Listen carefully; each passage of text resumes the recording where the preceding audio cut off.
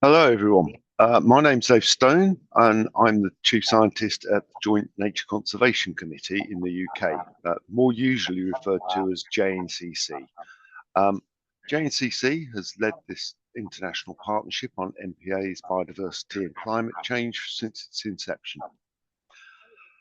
The international partnership delivers MPA and climate work under the MP Agency Partnership. We're hoping that Martha will be here, who's the Deputy Director of the National Parks of Colombia and Chair of the MPA Partnership, to provide a few opening words. But we'll go back to her if she manages to make it back to the meeting. So we'll move on, and I'll say a few words about this international partnership.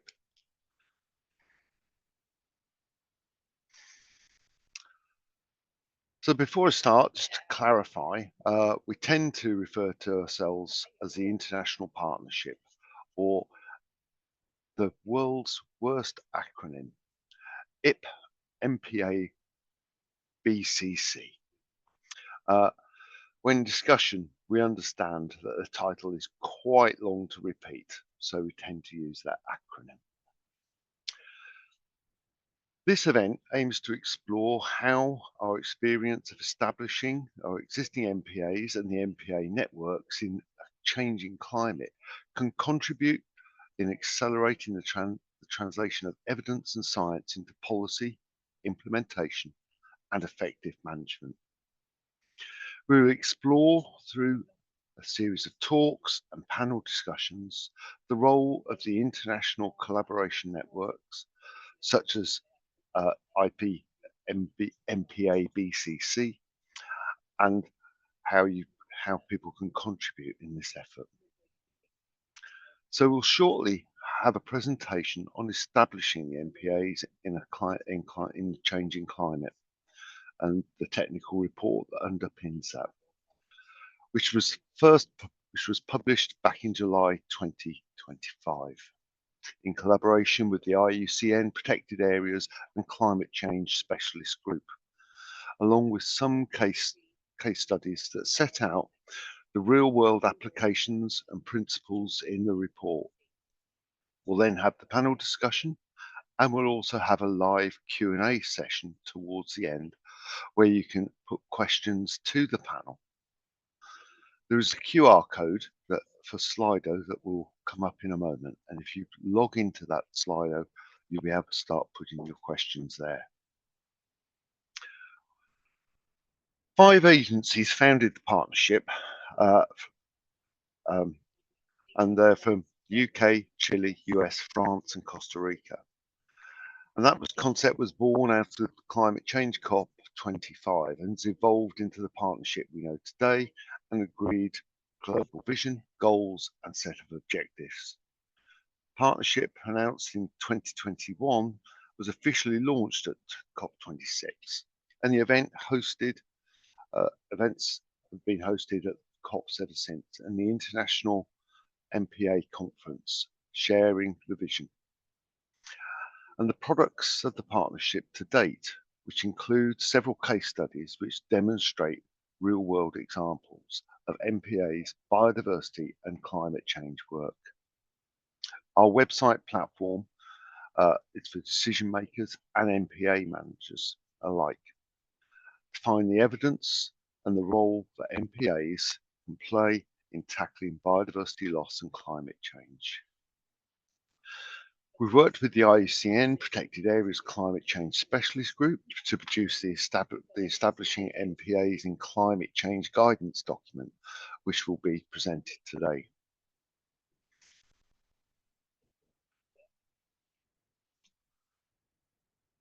There's some pictures here that illustrate some of our most recent work.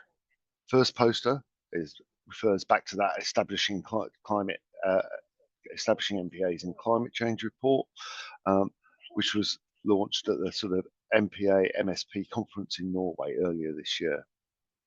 The second is a photo of our speakers from the UN Ocean Conference event on establishing MPAs in climate change. We held our first ever virtual science symposium at the end of September. The event was open to organisations who were interested in knowing more about the partnership, and the discussions there will help us develop into our 2 or 3 year work plan over the coming months. The event was a great success and was attended by participants from over 25 countries, and we're hoping to make this an annual or biannual event. And if you're interested in participating in our future events or anything that you hear mentioned today, please get in touch using the feedback form that will be shared with you towards the end of talks today.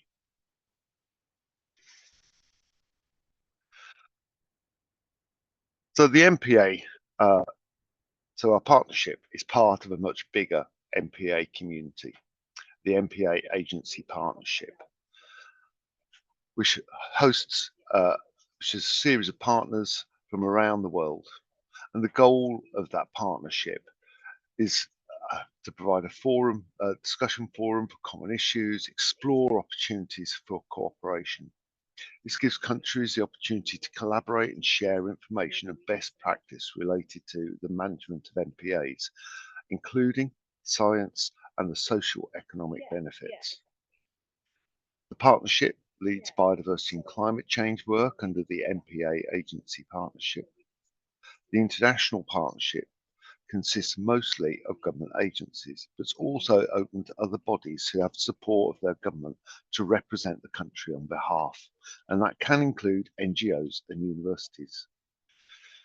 The collaboration means that we have strong reach and network across the network. Was also given the opportunity to test and apply the resources in the real world. There's no legal or financial commitment required to join the partnership. The only commitment from our partners is to attend and to actively participate in quarterly meetings. The partnership meets once a quarter, and partners also meet for smaller task and finish groups in the peripheries to make progress on specific issues. The most recent example of that work was collaboration with the IUCN Protected Areas and Climate Change Specialist Group to produce the Establishing MPAs in Climate Change Guidance, which we'll be presenting today. Yeah. Right, now the important bit around the Slido and your ability to put questions to our panel for the live Q&A session later on. So the code with the hyperlink on the right of your screens is where you can post questions, and the other code, which we'll come back to at the end of the event, is also to provide feedback. So really warm welcome to everybody today, a really warm welcome to all the speakers and to the panel, Q&A panel. And now we're going to move on to our first speaker, which is Lauren Wenzel, who's going to talk to us about that particular piece of guidance from the Task and Finish group. So Lauren, very warm welcome. Over to you. Thank you, Dave. Hi, everyone. I'm Lauren Wenzel. I'm the co-chair of IUCN's Protected Areas and Climate Change Specialist Group. And I'm just going to take a few minutes to tell you about this publication that we put together with the international partnership that was published this summer, entitled Establishing Marine Protected Areas in a Changing Climate. Can I have the next slide? So I think people have long recognized that MPAs play a critical role in mitigating climate change impacts by providing havens for marine life, promoting resilience, and enabling ecosystems to adapt to changing conditions. MPAs help provide a buffer to climate impacts by providing that additional layer of protection, but they're also being affected by climate impacts. And it's really important for MPAs to be successful for them to address climate issues. And so we put together this guidance because there is a big push right now to establish new protected areas to meet the 30 by 30 goal. And we wanted to ensure that people are thinking about climate considerations from the very early stages so that the MPAs can be successful as we face these increasing climate impacts. This guidance is relevant to all components of a network of conserved and protected areas. So that includes MPAs, OECMs, and areas managed by Indigenous peoples. And it acknowledges multiple knowledge systems, including Indigenous and traditional knowledge and local knowledge, and really aims to provide a more equitable and holistic approach to MPA planning. As you'll hear as I describe this a little bit more, it also really builds on a lot of previous IUCN guidance, but takes it a step further to really focus in on the climate aspects. I also just wanted to note that while the title is really about establishing MPAs, it's very relevant to the management of existing MPAs. And so you can really take a look at some of the key principles and apply them whatever stage you happen to be in terms of managing your marine protected area. Okay, next slide. So these are the 4 principles that we identified in the report. And each of them is described at some length, and some good examples are given about how they're being implemented. The case study includes, the report includes case studies from around the world that really, I think, highlight how these principles can be applied. And I really encourage you to go take a look at those case studies. So the first principle is around understanding change, which includes monitoring past, current, and future environmental, ecological, and social change to inform MPA planning and adaptive management. The next principle is strengthening adaptation and resilience so that we can provide effective area-based management in a changing climate. The third principle is around ensuring equity and inclusivity. And we know that climate change tends to amplify existing inequality, and we need to address that by making sure that our processes are as inclusive and equitable as possible. And finally, the fourth principle is to generate holistic co-benefits. So this allows us to really look at how we can generate both benefits for climate and biodiversity by having a transparent planning process and really looking at the possibilities for synergies and being honest and transparent about trade-offs where they occur. Okay, next slide, please. So briefly, these are just some of the tools that are described in the report that people can use to help look at MPAs in a changing climate. And they include biodiversity monitoring and mapping. This includes having baseline monitoring at very early stages of MPA establishment and monitoring and management so that we can monitor the current status of features of conservation concern and understand what the future changes are going to occur. Distribution models and biodiversity projections under future climatic conditions.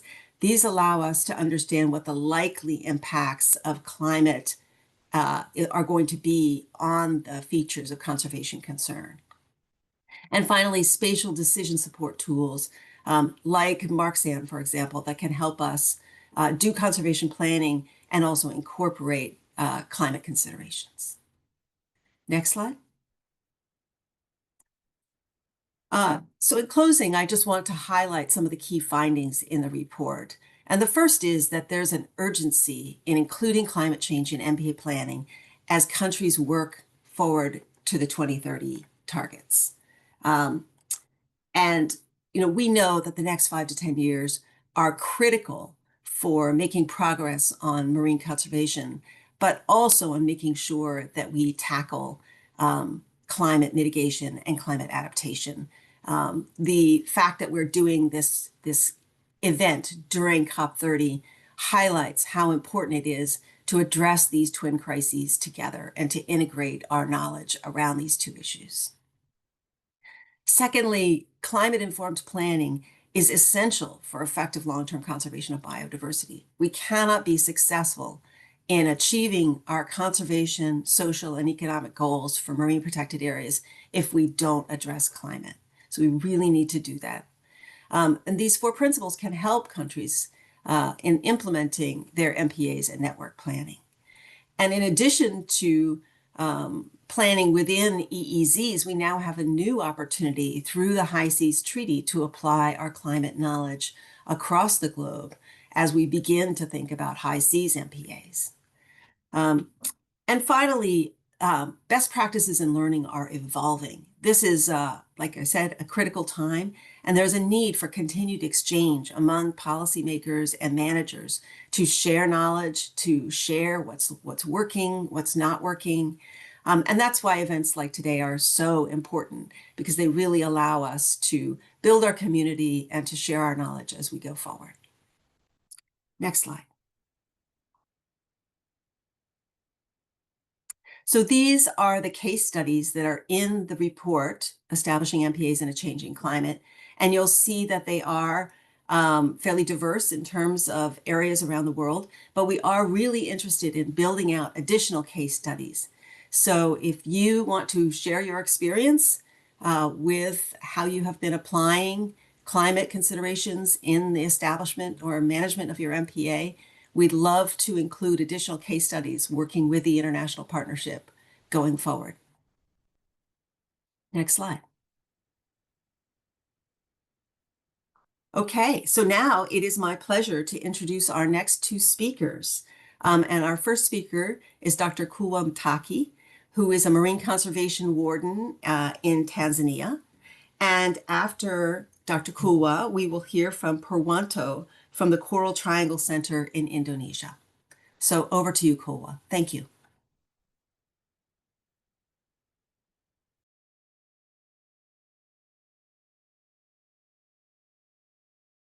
Oh, we're not hearing you. Can you check your mic, Kulwa?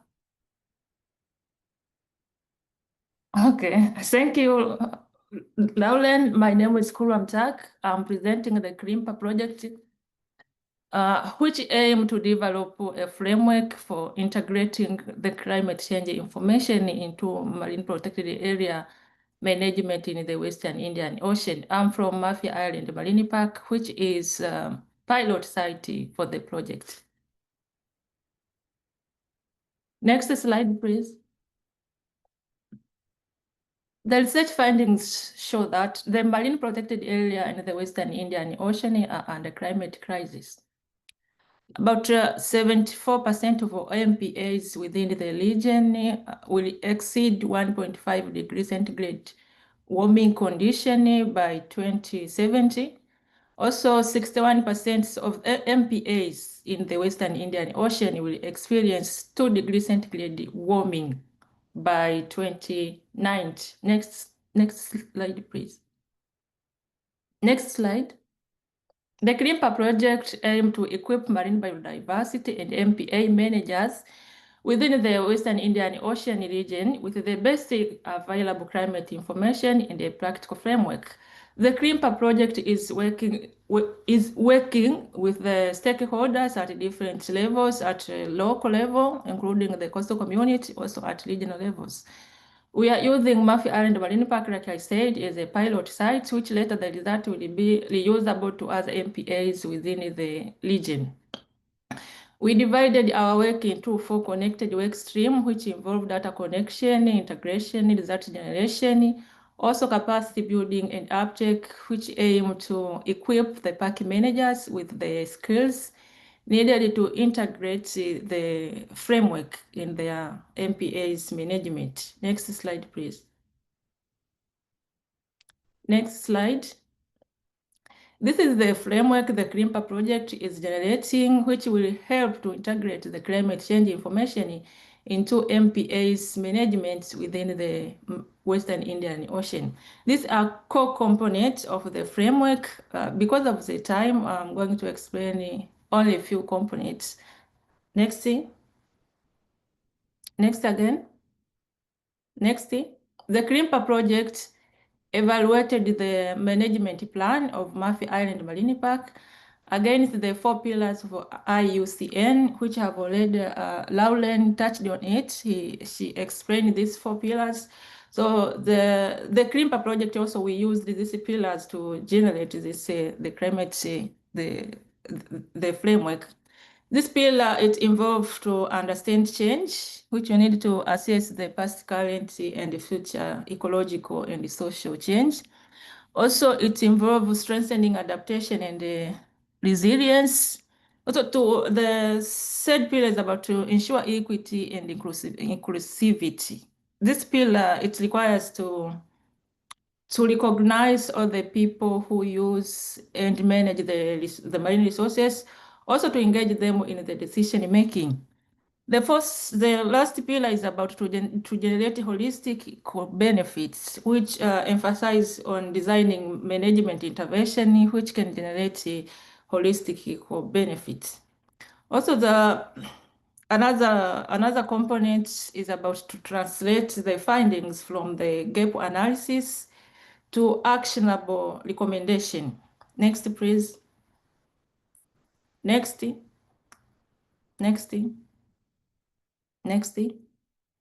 Another key component is about mapping the system. We need to understand how this ecological, social, and governance system interact, because the climate change not only affects the marine species, it also affects the people livelihood, also the management system. So mapping this system, it will help to design conservation management, which account for both nature and the people.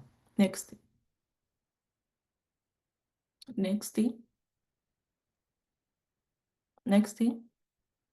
In summary, the CRIMPA project is developing a framework for integrating climate information into management of marine protected area in the Western Indian Ocean. We use the 4 pillars for IUCN as part of this framework. And the initial assessment of the management plan that we did for Murphy Island Marine Park against the 4 pillars revealed some gaps.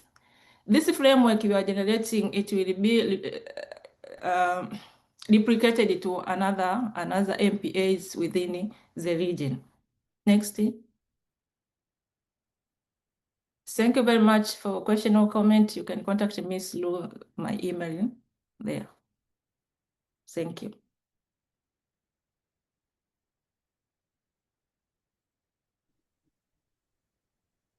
Thank you. I'm Purwanto from Coral Triangle Centers. I'm based in Ambon, Maluku Province, in eastern part of Indonesia. And thank you again for this great opportunity to share our works in strengthening the resilient MPA in Airun. I'm sure before the slide, please. No. Can you the previous slide? One more. Okay, next slide.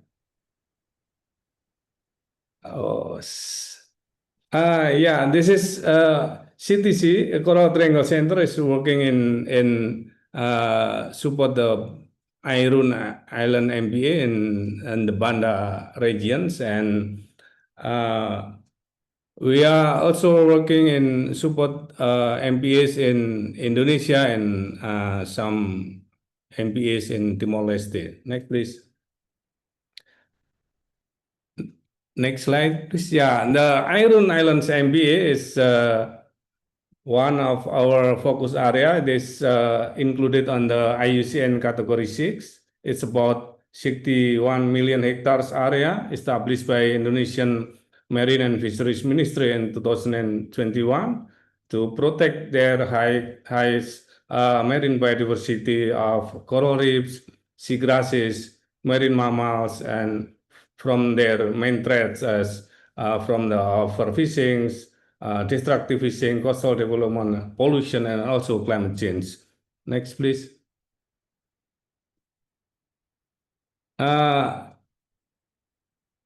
We are CTC support the development process of the Airun MPA, and promoting the resilience through the climate change principles and local wisdom practices. We are working with the local community in planning, establishment, and management of the MPA with the adaptive and resilient principles. We are lucky that the coral reefs in this area is not very much impacted during the El Nino and global warming that impacted some areas in Indonesia and other countries. And in the development of MPA genome system, we consider climate change factors, representative and replication of critical habitats, local wisdom, deep resilience such as upwellings, location in this area. Next, please.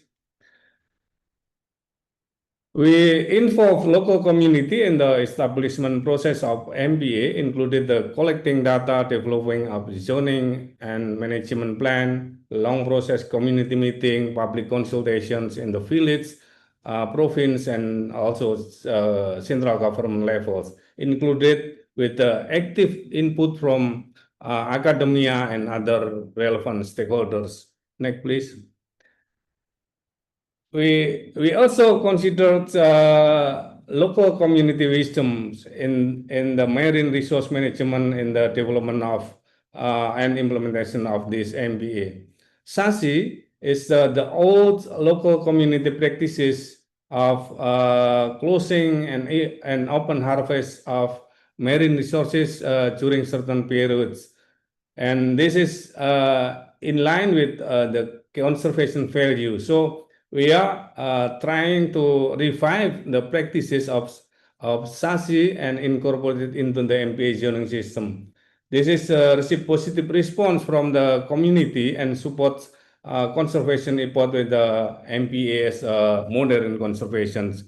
And these are some lessons learned of the MPA development process, that community involvement is a key of MPA management effectiveness, and capacity building must be conducted to strengthen in the understanding of the MPA and integrating local wisdom and adaptive and inclusion of zoning system of MPA development and implementation. And some gap we are looking for collaboration and partnerships, including connectivity of habitat, oceanographics, and deep sea habitat mapping, sustainable fisheries and tourism, and also climate change mitigation and adaptations.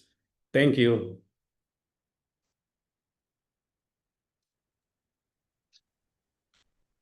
Many thanks to our previous speakers. Good morning, good afternoon, everyone. My name is Fabrice Stevenson. I'm a marine ecologist at Newcastle University in the United Kingdom, and I'm also one of the vice chairs of the IUCN World Commission on Protected Areas, specifically for the marine theme. And I have the great pleasure of moderating today's panel discussion. So just a reminder to all who are listening that following this session, there'll be a live Q&A panel. So please do use the Slido link to share any questions you have, and the panel will have a chance to answer those. So I'd like to welcome all of our panel members here today. Thank you to Kulwa and Purwanto, who will be staying on.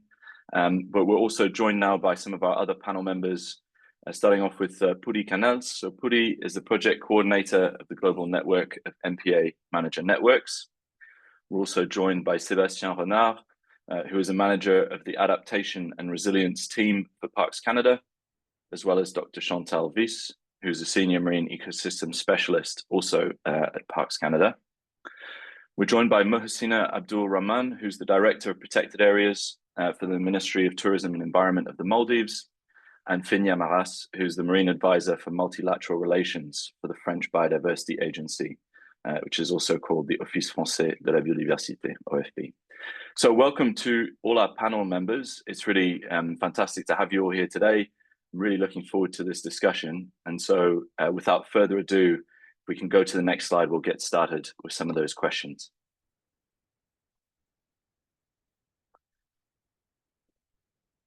Next slide, please. So we've prepared some of these questions for our panel. You should all see those up on your screen now. We're going to ask the panelists to keep their answers succinct if possible, so that we have enough time for this live Q&A session after.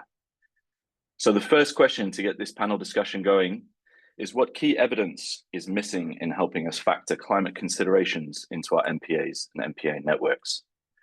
So I'm now going to ask anybody in the panel who would like to start us off on this first question to please raise their hands.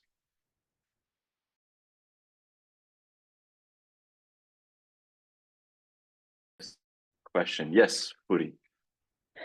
Hello. Yeah, I think this is an important question. And well, I have an experience. For the time I was the chair of the Mediterranean Network of Marine Protected Areas Managers, MEDPAN, many years ago. MEDPAN was created 2009, maybe 2011 or 12. We start talking with the managers about the need to include climate change in the way they address the management of those MPAs. And I remember that there was a reaction, not against the concept, but most of them say, okay, this is not our role, it's not our business, this is another kind of problem. And we are very, very busy with the current management. And when we look at the management system in the Mediterranean at this time and today, well, the number of MPAs increased, the number of resources to manage them properly didn't increase accordingly. So for me, it's not that we need more evidence in helping to understand the need to include this factor of climate change. What we need is real support to the managers to address it properly, because there is a lot of science. They are connected with scientists.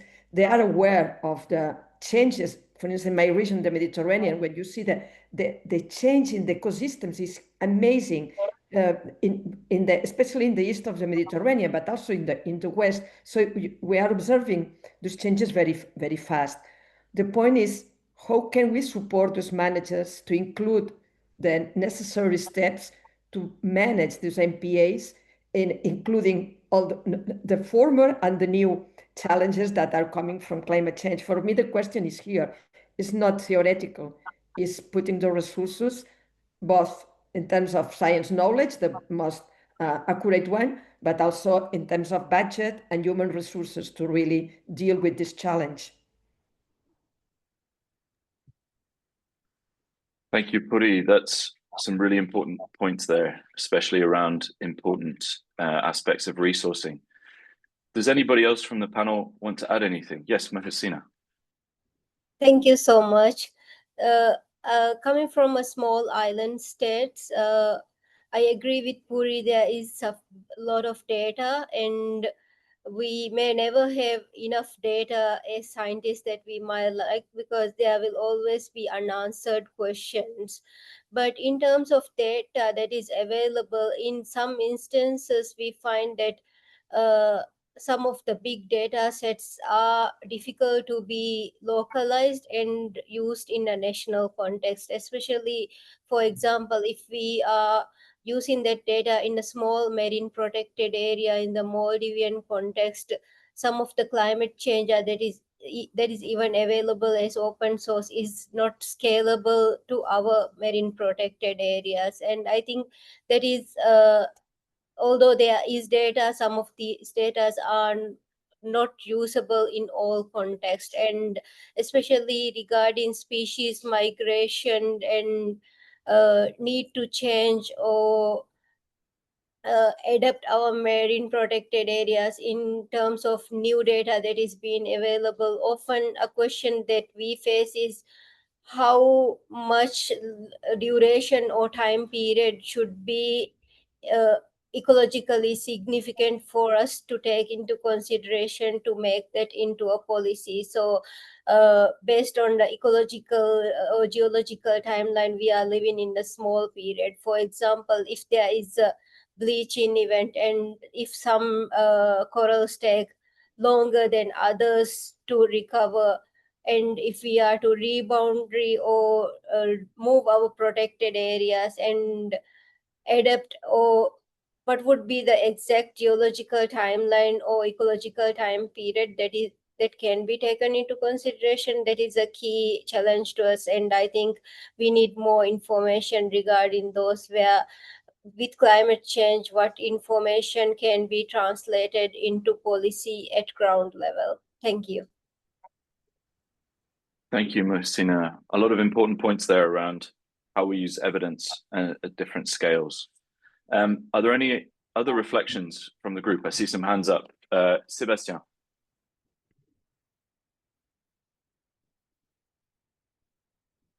Thank you, Fabrice, and thank you, Puri and Marcina, for your answers.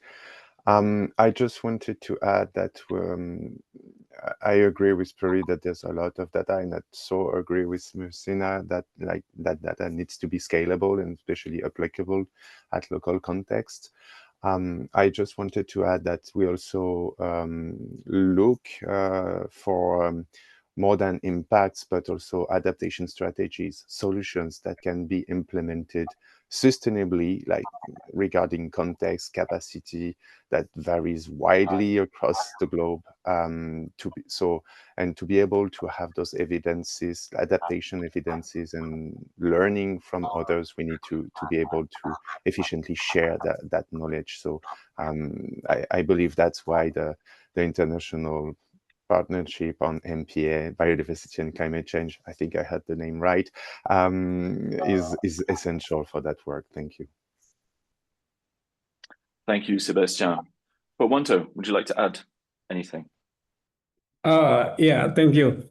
Just want to add from the previous explanation that from our experience in the small island in Airun, what we are missing during our limitation of data that during our support to development of the MPA is that there are in that time this is very limited the data about connectivity between habitat and also connectivity between the socioeconomics, and because the Airun is surrounding of the deep sea habitat, so oceanographic factors and deep sea habitat is very, very limited in that time. But fortunately, in Indonesia, we have opportunity to revise the zoning system of the MPA and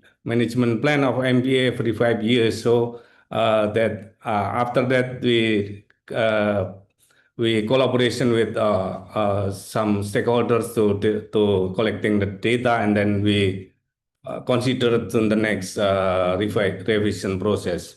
I think this is from our experience in the fields. Thank you. Thanks very much for all those contributions. I'll maybe take one more contribution from Kulwa, and then we'll move on to the next question. Over to you, Kulwa.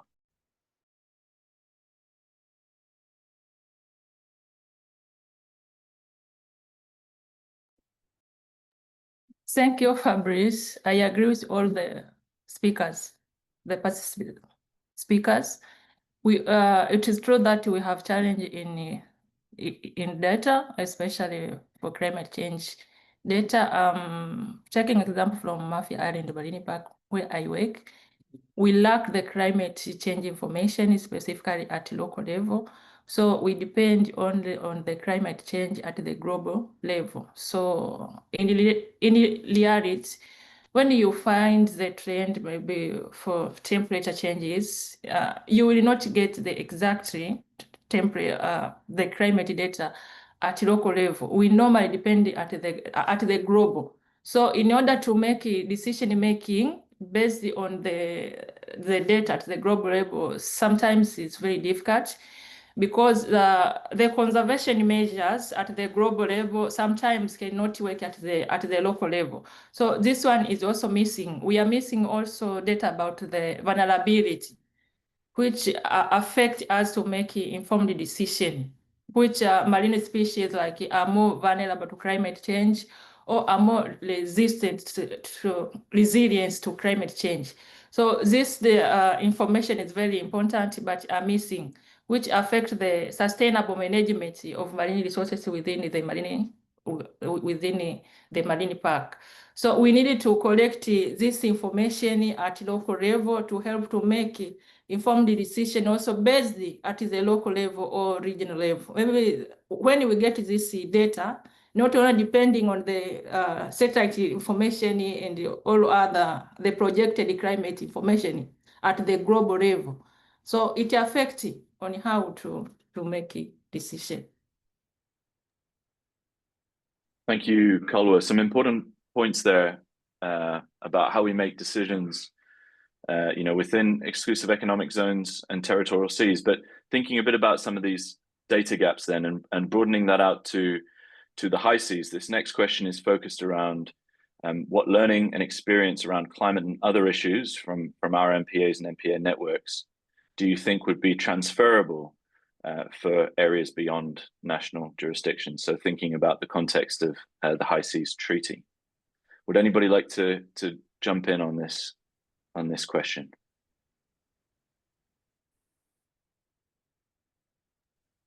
Yes, Marcina. Somehow I can't figure out how to raise the hand virtually today. I couldn't see that button. So regarding experiences, I think we should learn from the good experiences and the bad experiences. We should take into consideration both. And one of the good experiences I think we should consider is essential is the regional cooperation, especially we are talking about areas beyond national jurisdiction. I think even to make a step or progress where we have very ambitious target to reach by 2030, regional cooperation would be essential. And although we have tried and advocated for technology transfer, information availability, and capacity building, even through the existing protocols or conventions, we haven't been able to meet that gap. And I think that is something we should take into consideration and move faster than the previous conventions were needed, because action is needed at a faster rate, and we are even now behind schedule on where we should be. So I hope in terms of resources availability and funding availability, we will come up with more innovative approaches rather than using these terminologies as key words. Actually actionable way, in an actionable way where funding availability is also timely and less administrative and not a burden to the action needed. So hopefully based on these experiences we'll be able to move forward in the right direction at the speed needed. Thank you.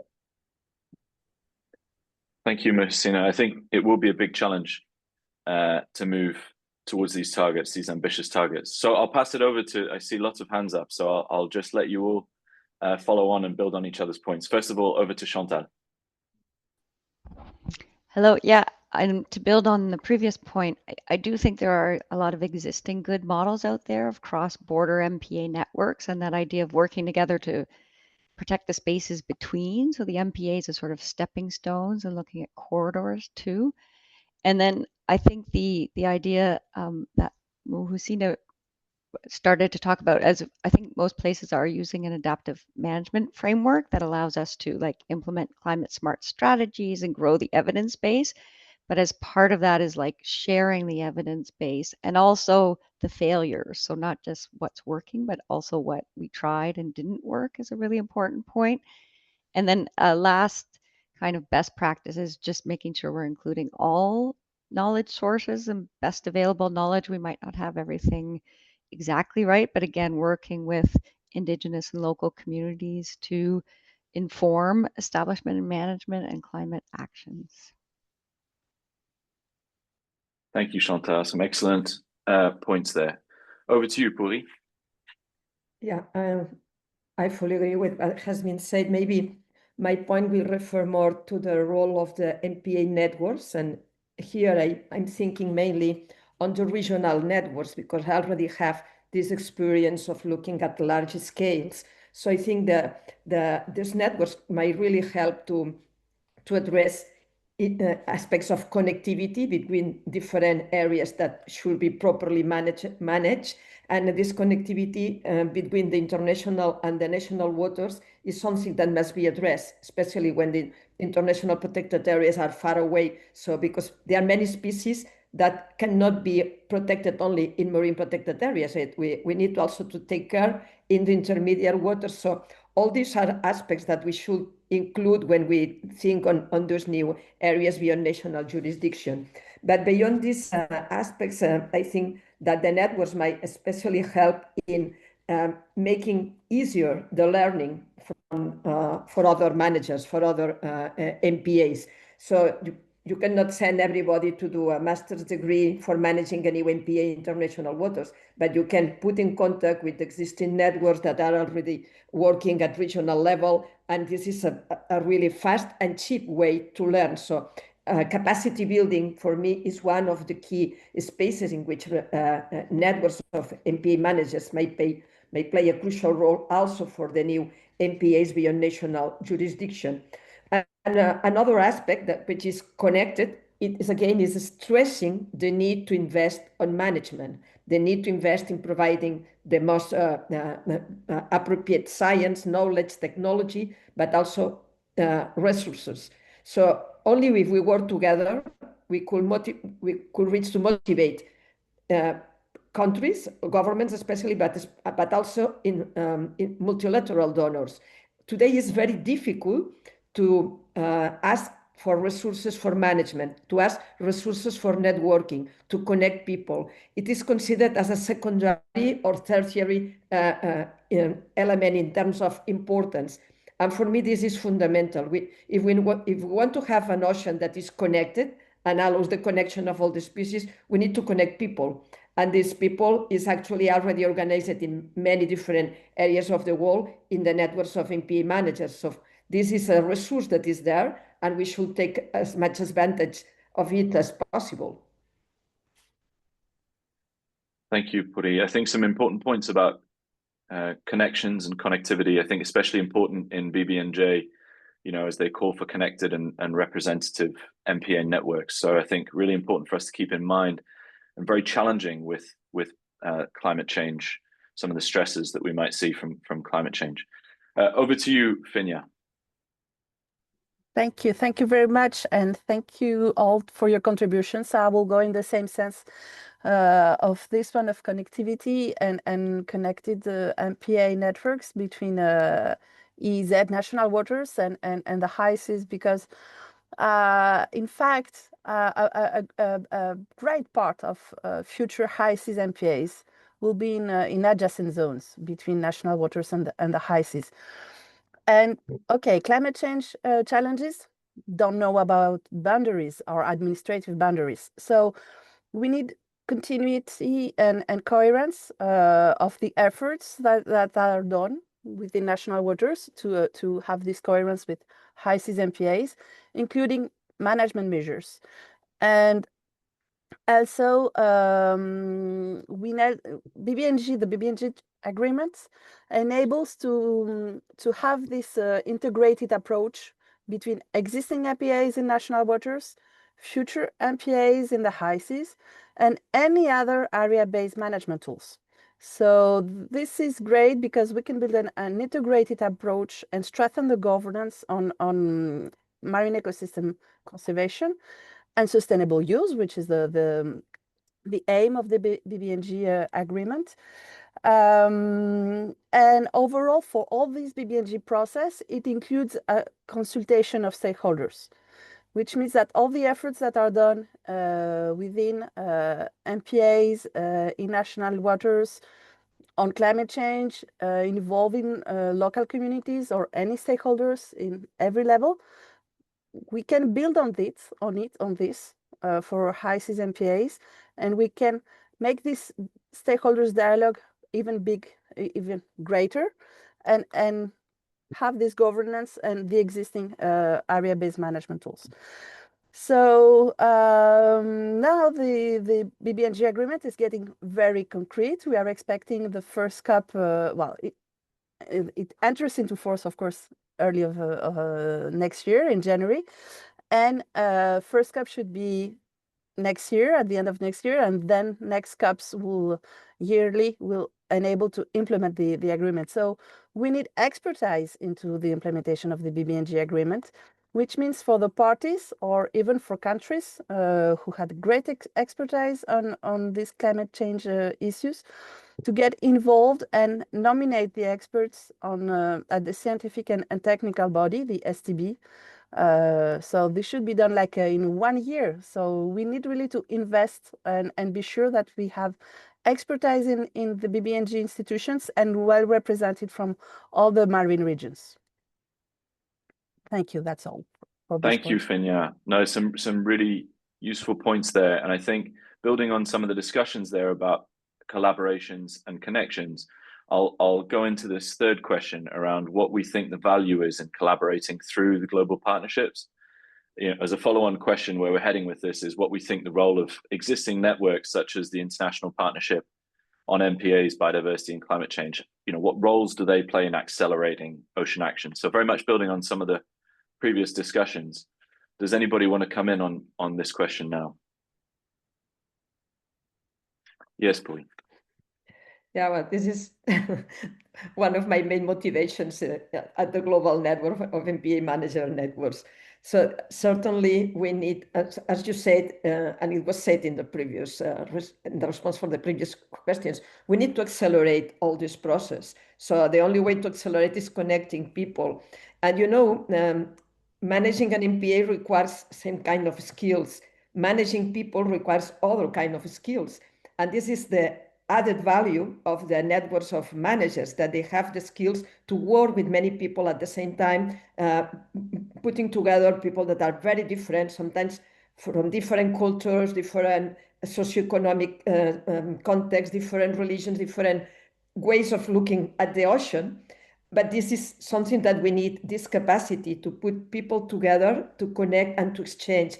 You never know where is the most appropriate solution, because sometimes it's a scientific solution, sometimes it's a traditional solution, sometimes it's a mixture of both.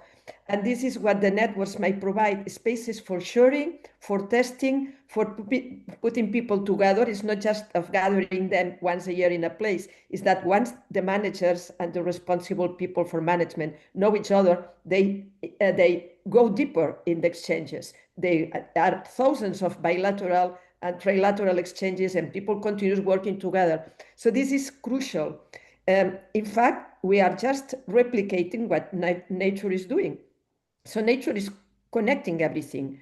It's not about competition, basically. What makes an ecosystem resilient is cooperation, is the connection between all the different components at the right scale, what makes an ecosystem resilient. So what we should do is to replicate, to mimic. This is a biomimetic process, creating networks. And we should enhance, we should provide more resources to really do our best.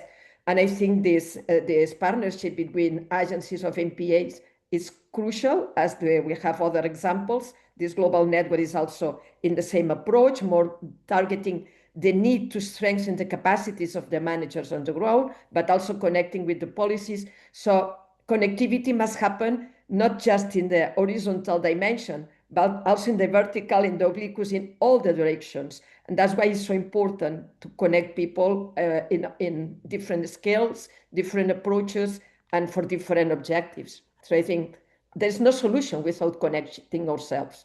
Thank you. Thanks, Puri. And I think these connections, can be facilitated by these partnerships, which is, I think, a really important aspect. Chantal, over to you. Yeah, I think Puri covered a lot of it, but I would just add, I think the value too is to enabling that scaling up of effective actions in some instances, because without that network or the platform to share information and lesson learned, it's how do we scale up to a global level, because we all tend to work at our regional or local level. So I think the scaling up is really important. And then again, that ability to connect researchers and practitioners with managers. So it's like a diversity of people that are sort of sharing their experiences and information and lessons learned is really important aspect of the partnership part. Thanks, Chantal. maybe not to put you on the spot, but I thought it was really interesting, your take on enabling this scaling up, and you mentioned maybe some of the evidence from science into policy. But have you got any examples where some of this has worked, and at what scale was that happening at? Yeah, so in North America with the NAMPAN, the North American Marine Protected Area Network, there's work. So California had advanced a lot of work on reducing the risks of vessel strikes on whales, especially migrating whales along that Pacific coast. And so they were working with the shipping industry on how to reduce risk by slow down or some zones of protection. And then again, sharing that knowledge with Mexico and Canada, we're able to sort of have a seascape level approach, working with the same shipping companies that are coming up through that Pacific, the Northwest Pacific. So again, that having the scientists there talking about some of the impacts and some of the ability, like the ways to reduce those threats, and then again working in partnerships with the MPAs, kind of being that stepping stone where there's more resource and capacity to focus in, but then working on the corridors between the network. So sort of, it's called PAC. I forget our acronym. We have also a very long acronym, but it's that idea of like working together across boundaries. That sounds like a really good example. And if I'm not mistaken, Puri, that's part of your global network of MPA manager networks, I believe. Sorry if I've gotten some of the words wrong there. Does anybody else want to come in on this question before we move on? No? Well, we might stay on the theme of the high seas for this next one. So what are the opportunities and strategies within this new high seas treaty or the BBNJ agreement? What are these opportunities for countries, given that we only have just over 5 years to achieve the 30 by 30? So do we have any insights on some of these strategies? What do we need to do to accelerate this change?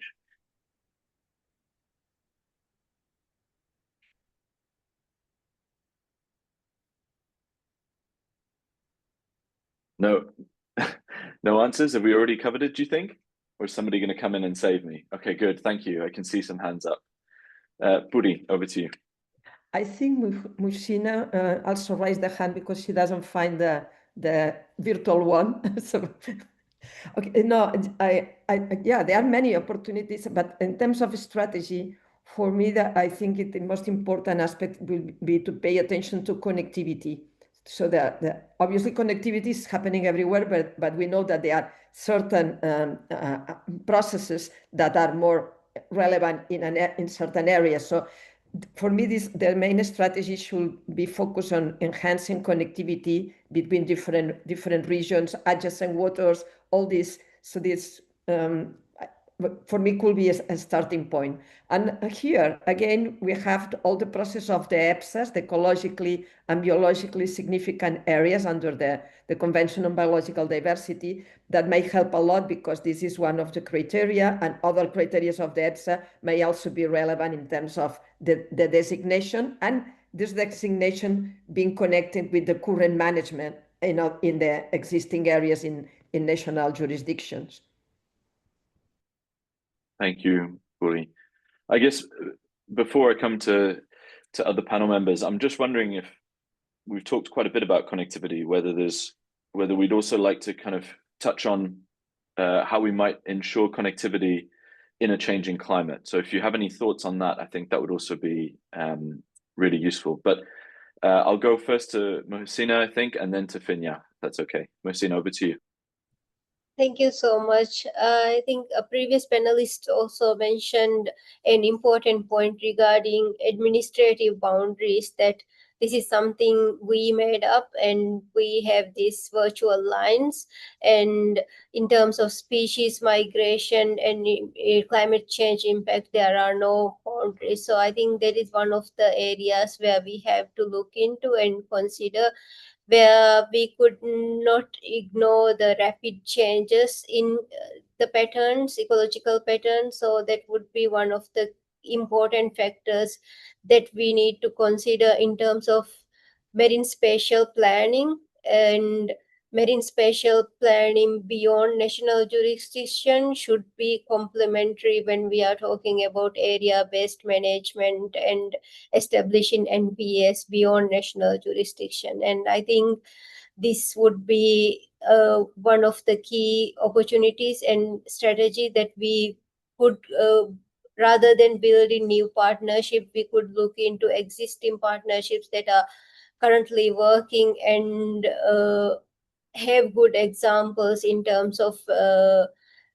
bringing a difference through collaboration. And I think there are lessons that can be transferred from north to south as well. And in terms of capacity, there is still a gap, but we need to address that gap and transfer knowledge and capacity from north to south as well as we move forward with the area-based management within the upcoming 6 years if we are to achieve the target effectively. And I also hope that this would not be another replication of paper parks where we have sort of excelled over the past years.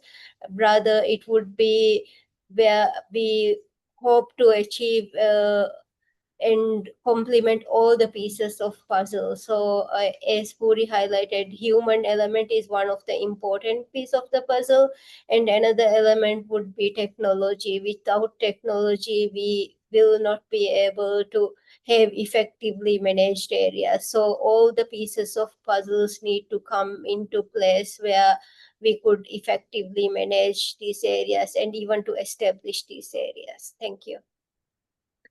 Thank you, Mahusina. Some really important points, and I expect that Lauren, in a few moments, might build on some of those around establishing MPAs in a changing climate. But first, I'd like to hand over to Fenya, please. Yes, thank you. Thank you again. Well, the BBNG agreement offers an opportunity to strengthen the ocean governance. So this won't make things simple, but our strategy is to make the BBNG process successful. And how to make it? It's sorry. To make this successful is to have an overview of the issues to achieve the 30 by 30 target in high seas, and to build this puzzle that the BBNG process is asking for. There is a strong requirement for cooperation within the BBNG agreement with other existing agreements, etc., etc. So the strategy, and this is already in place in some initiatives for future high seas MPAs. The strategy is to see the existing area-based management tools that can have an objective to conservation and to the 30 by 30, and to work to provide expertise and recommendations to the parties, to the secretariats of international organizations, to any stakeholders, to help building this puzzle and have the strategy of the overview of what's happening there. And this is the way, a successful way and a successful strategy for the BBNG process. And we have great experience already from some initiatives. So yes, we need to use these initiatives for capacity building, to showcase how we experience with the BBNG process, if it works or not, etc., etc., and to engage also into capacity building all the countries, because we want an ambitious BBNG agreement. For the moment, we have the 61, which is the minimum required, but if we want an ambitious BBNG treaty and an ambitious achievement of the 30 by 30 target and post-30 to 2030 targets, we need to have more people involved in there. Thank you, Fenya. I very much agree with what you've been saying and your final points there around the need to get buy-in. I'll pass it over now to Lauren. Over to you. Thanks, Fabrice. Yeah, I really wanted to build on what Fenya and Mahusina were saying. I was thinking you were asking about connectivity and lessons for BBNJ, and I think one of the challenges that we have is that climate impacts are coming so quickly and so severely in some places, and yet we know it takes a long time to establish MPAs.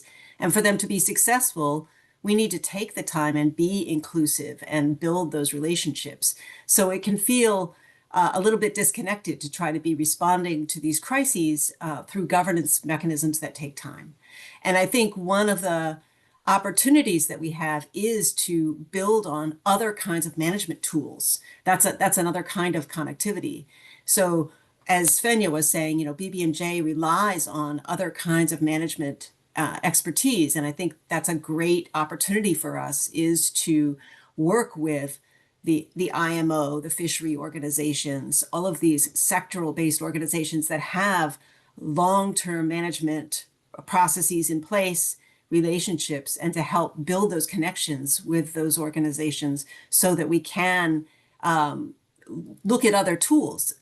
Sometimes we know that an MPA may not be the right tool in a particular place, but there's something that can be done more quickly and with other sorts of approaches that can help address climate impacts. So I think we need to be really open-minded and really work on our relationships. Thanks very much, Lauren. Fenya, is that a residual hand, or have you got additional points? Residual hand.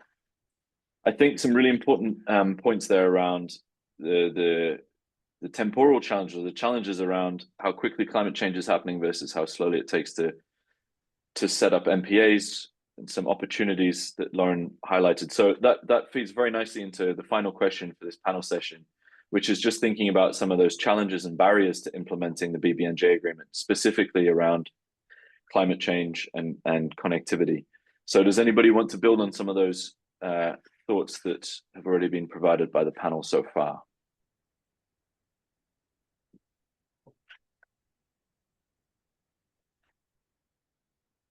Maybe we've covered it all. Maybe this is a good point to draw a line under it. If I don't see any hands up in the next. Oh, okay, Chantal, over to you. I was just going to say, and I think it's been raised, but re-emphasizing that it requires resources and capacity to build, to implement networks of MPAs or other tools, and governance takes time. And then it also requires leadership, like some, to sort of lead the way in how we get these international collaborations set up. So those are two barriers and challenges. And actually, I think working in the experience I've had, sometimes language can be a barrier as well, because a lot of the and building on Muhsina's point of the North-South is a lot of it's English evidence and information and lessons learned. And so there's a lot of reports, but making it accessible in different languages and then bringing lessons from other places into a sharing space. I think language is always, even though there's tools now with technology and direct translation, it's always a barrier in some cases because a direct translation is not always adequate. So. Yes, thanks very much, Chantal. Fenya, over to you. Yes, thank you. Maybe I would like to share as a perspective, save the date for IMPAC6, which is the 6th International MPA Congress, to be hosted in Senegal from 22 to 26 of March 2027. It's not next year, the year after, sorry, it leaves time for that. What made me think about that is Chantal's contribution. Well, IMPAC6 will be for the first time in Africa, in a French-speaking country. So our agencies, like in Canada, in Senegal, and in France, we have this challenge also to share knowledge with the French-speaking communities and marine protected areas managers, to share the existing knowledge with these communities, also to raise the voice from and recommendations and expertise from these communities. And of course, IMPAC6, it's international Congress. It's open to everybody. It's not only French, it's also all the African languages. And of course, there is in Western Africa, there is also Lusophone communities. It's very wide and very rich. So it's open to everybody. Stay tuned. Thank you, Fenya. I would also very much echo for any interested colleagues to inquire about attending Impact 6 in Senegal in 2027. Kulwa, over to you. Okay, thank you. I would like to add to the challenge and barrier to implementation of the BBNJ in the high seas. What I see here, the big challenge is the limited data on the high seas ecosystem. We lack the baseline data which will make difficult where to put the MPA, where to establish the MPA. Also, doing monitoring and enforcement in the high seas is very difficult. It demands modern technology, also is very expensive. Also, it requires skilled staff, which is very expensive, and it will be very challenging, especially in developing countries, because we lack this modern technology to conduct the monitoring and the enforcement. This, for me, I see this is a big challenge in implementing this, the BBNJ, especially on the establishment of the MPA in the high seas.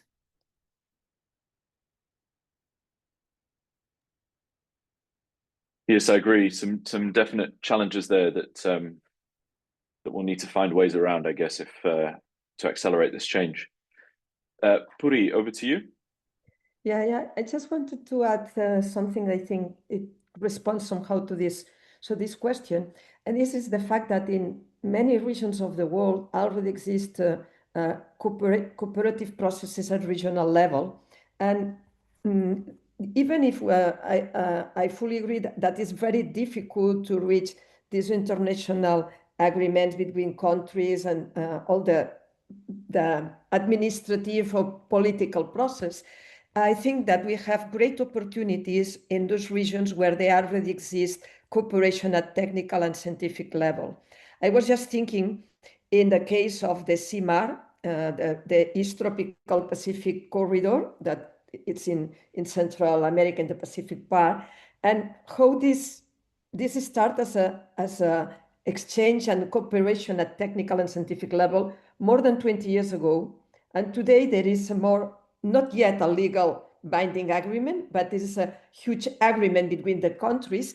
And I think this kind of technical scientific exchange and processes of cooperation may lead in the future to easier agreements between governments. And this provides a great platform to go a step forward and establishing marine protected areas beyond the national jurisdictions, which is not the case, but they are closer than other regions. So again, to stress the importance of supporting this level of exchanges at the management dimension, management, science, exchanging cooperation across the waters, and then the politicians might trust that is easier to do than if they have to start by just a diplomatic exchange to create an MPA. So I think taking advantage of this may be a good opportunity.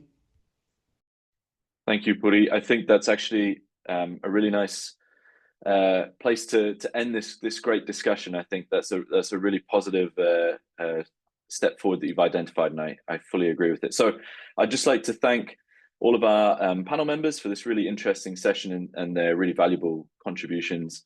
We're now going to move on to the live Q&A session. So I'll pass it back to Dave, to moderate this next part. Thank you. Brilliant. Thank you very much, Fabrice, and thank you once again to all the panel members, but you're not off the hook yet, including you, Fabrice. We have had some questions in, and I think before I quickly dive into that was a really rich panel discussion that touched on a lot around the importance of networking, connectivity. There were some issues raised there around the divide between the sort of global north, global south. Earlier on the discussion, people touching on issues to do with the granularity of data and touching those needs and the use of evidence in this process. Really rich. So I'm going to turn to some of the questions that have started to come in on the Slido, and thank you to the participants that have submitted questions both within the Zoom and the Slido. It's really good that, to see those there. I'm going to kick off with a question that relates to the sort of barriers and challenges that many of you just spoken about. So the question is, what are the main things governments should be thinking about in terms of collaborating with other countries to create those cross-boundary MPAs? Would anyone like to come in on that?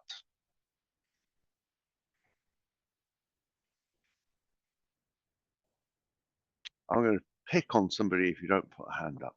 I should have warned you about that.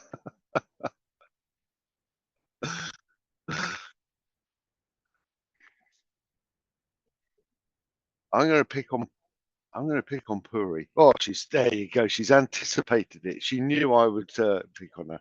Puri, yeah, because you've reflected a lot on connection and network. The connection is deeper than through the official system. So, yeah. Well, there are many things that the government should look at it, but I think one very important in terms of a social impact is that to guarantee the resources that you need for your society in terms, for instance, of fisheries. So most of the species of commercial interest are not just reproducing your waters, they require larger spaces. So looking at this, and that's why there exist the regional fisheries organizations as well. But looking at this in terms of cooperation with your neighbor countries may be one of the elements that can motivate to establish agreements and to go together for protecting those waters. And again, all the things related to streams, currents that may have a strong impact on connectivity. I think this is important, but there are also other aspects more related to other dimensions in terms of coastal protection. Sometimes, it's more close, but in terms of transboundary, it may be also relevant, even if are not international waters. And building on experiences on national waters is a first step before going to the international. So there are nice examples of existing agreements. I'm thinking in my region, the Mediterranean, the Pelagos Sanctuary between France, Italy, and Monaco is an example. So we can build on those existing agreements and see what were the key elements. In this case was to jointly take care of the marine mammals. So this is a sanctuary for cetaceans. So if we have common goals with other countries, and the majority of countries today are under the CBD convention, and we are starting to have also countries signing the BBNG agreement. So I think those are the starting points for exchanging and identifying common goals. But those of resources, I think, are easier to be understood, because here is not just a decision of ministries of environment. There are many other ministries in a country. All the competence system in the marine environment is very complex. So finding elements that may be relevant for different points of view, different ministries, different interests, for me are very important to facilitate it. Thank you, Puri. Does anybody else want to come in on that? No? I think really important points there, Puri, and I think in essence, the essence of what you're saying there is actually, first of all, governments need to recognise that their oceans and seas that don't stop at the line on the map. There is an interconnectivity there, and that's probably quite an important message, actually, and it reflects back on that sort of one ocean and the connectivity that all of you picked up, highlighted during the more formal panel discussion. Now, highlighted in the case studies were they both highlighted the importance of sort of indigenous knowledge, local peoples, and I want to turn to a question that's that relates to that. I've lost it. Where's it gone? Yes. So there's a couple of questions around that. So I think, first of all, was a question around the data side of things. And it was a point that was raised in both talks around what steps can be taken to ensure that we have that granularity of data that allows local decision making. And I would like to add into that, is it important to also have social and economic data at that scale, not just the natural resource, natural science data? So I'd be interested in your opinion on that last point, but also your thoughts about how we can improve the granularity of data. Who'd like to jump in on that? Lucina. Thank you so much. And regarding your question, I just wanted to highlight that we are still at a global level in a need to consider science and local traditional knowledge at a similar level where both are complementary to each other and both should complement each other. And there may never be an instance where all the data we need is available, but I think there is an opportunity if we are to consider the findings from the science back to traditional knowledge, and where needed also consider local and traditional knowledge and their opinions in a similar level as science. And I think that would create an opportunity to move forward in a much faster pace than before, and also traditional practices that were sustainable in ocean usage should be recognized, and any conservation should not be sort of limiting any traditional activity that were sustainable. For example, from the Maldivian context, we have been an island nation or large ocean state that has undertook pole and line fishing since our ancestors, and still we are continuing that. And if you are to consider our stock or like how much we catch each year, it is quite in a similar level to other countries which do not employ similar methodology, that may have employed some approaches that are not conservation, that may be detrimental to the ocean or maybe to the deep seas. So I think there is knowledge that we could transfer, for example, on how our ancestors used the ocean and how we have been able to sustain the catch to our needs and also to our economy, where we are able to even export some of these. But I think still in terms of market, there is not enough recognition given to these practices, and sometimes there is a blanket management approach where it negatively impacts the local communities. So buy-in from local communities and their contribution and how they use the ocean would be very important, and we could move forward only including them as partners rather than as a stakeholder. Thank you.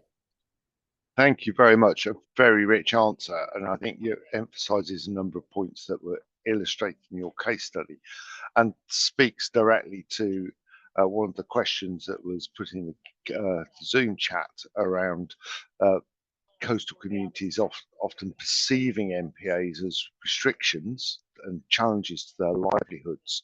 And I think what you've illustrated there is actually through that partnership and using local knowledge and the sort of ancestral knowledge, actually MPAs potentially provide an opportunity for a much more sustainable livelihood. So thank you very much for that very rich answer. Does anybody else want to jump in at this point? So specifically on the sort of data granularity side of things, there's a couple of questions that ask around, how can we get that level of data, particularly in areas that parts of the world that are not as rich, to be blunt. And I wonder if anyone has any particular thoughts on how data can be improved and made more readily available at appropriate scales.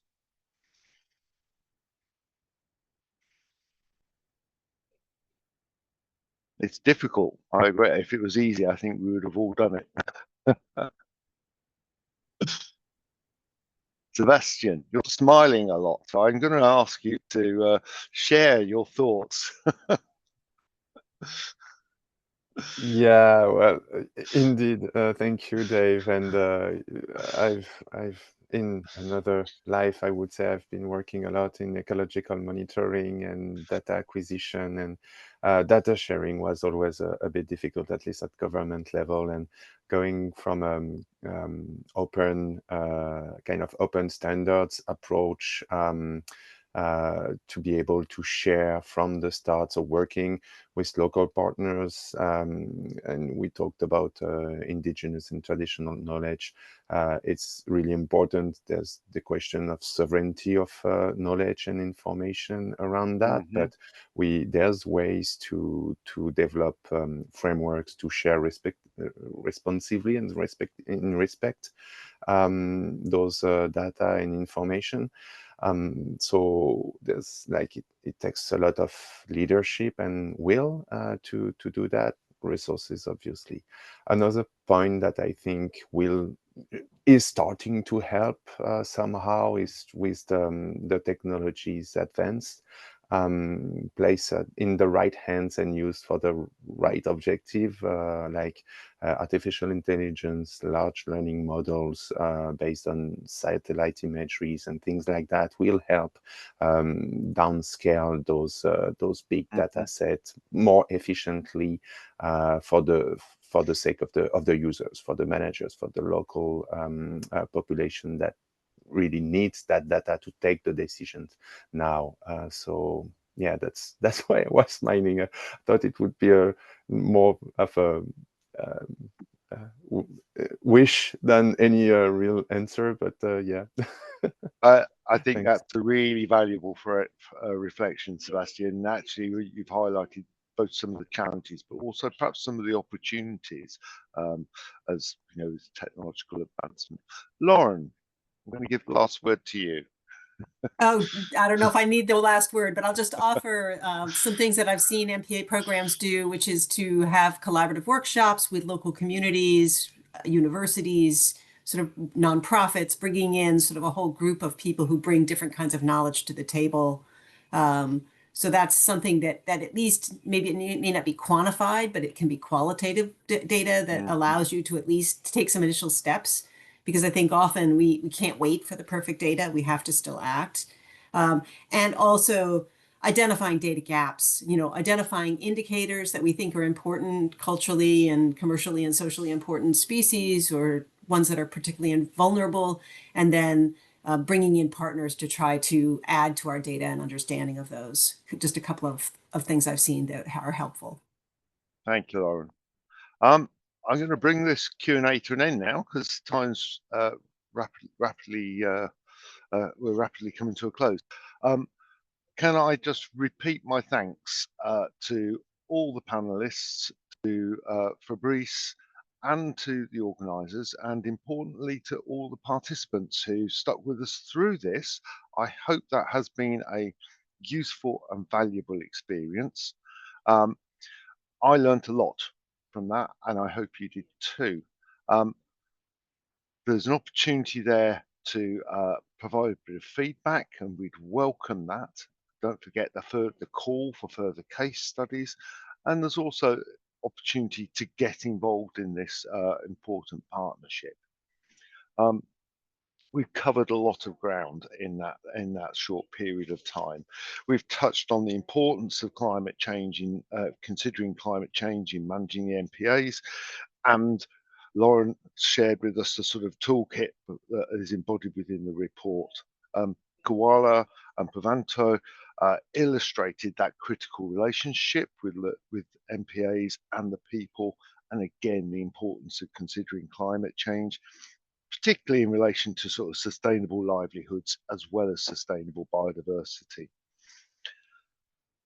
We've highlighted some of the challenges and the barriers to taking that forward,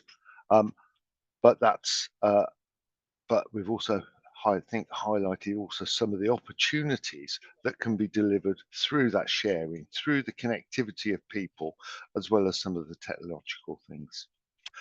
So once again, thank you very much to everybody, the participants and to all the speakers. I hope this has been a useful learning call for you all, and I wish you all a very good day. Thank you very much. Bye-bye.